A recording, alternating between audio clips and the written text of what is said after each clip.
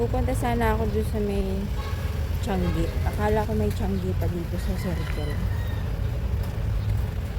Kasi wala na akong mga damit. Alam mo yun.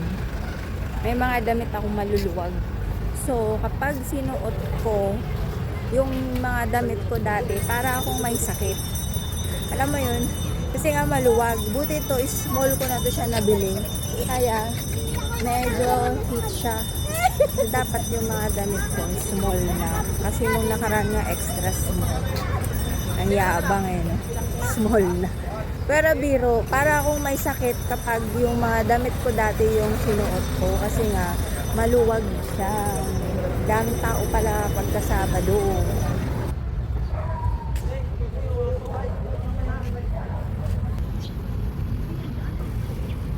Ikot lang ako ng isa pang beses bago umuwi. Ayan. Kasi ang oras ngayon ay 10:17. Tapos, pag-ikot yan, merong nagtitinda ng coffee doon banda. Ano yun natin? Tignan natin kung meron silang herbal yung mga coffee nila doon.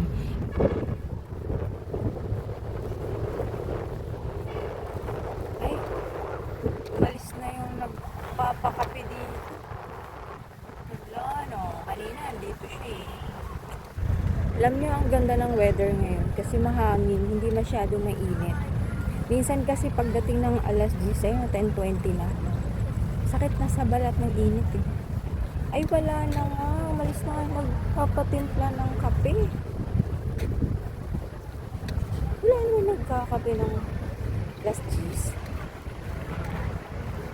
Sayang.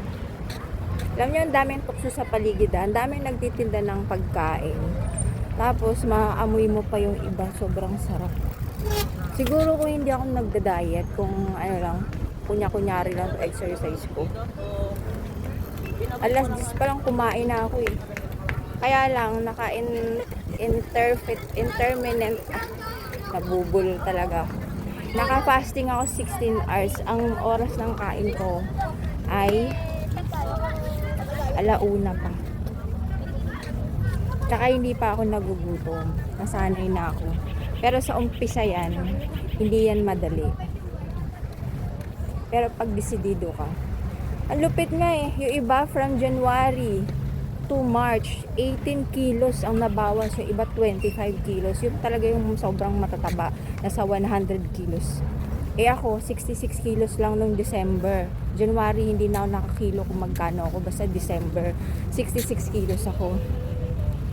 And pagdating ngayon, 60 kilos na lang. Hindi ko pa alam kung magkano na pala. Ay kung ilan na kasi hindi pa ako nakatimbang ulit. Basta ang last ko ay 60 kilos. Ang target ko hanggang 58 kilos lang. Kasi masyadong matangkad. Pangit tignan pag sobrang payat. Pag pumunta kayo dito sa Quezon City Memorial Circle at may dala kayong water bottle o yung mineral water, papaiwan yun sa iyo ng gwardiya din sa labas. Kasi bawal siya ipasok. Buti na lang wala akong dala. Pero nauhaw ako. Dito ako uminom. Nakatipid na naman ako. Ayan. Yan. Drinking station. Kailangan malinis yan siya palagi. Kailangan meron kang dalang water bottle para mag-refill ka lang dyan. Ayan. Pero paglabas mo naman, pwede mong kuhanin yung mineral water, yung water bottle mo.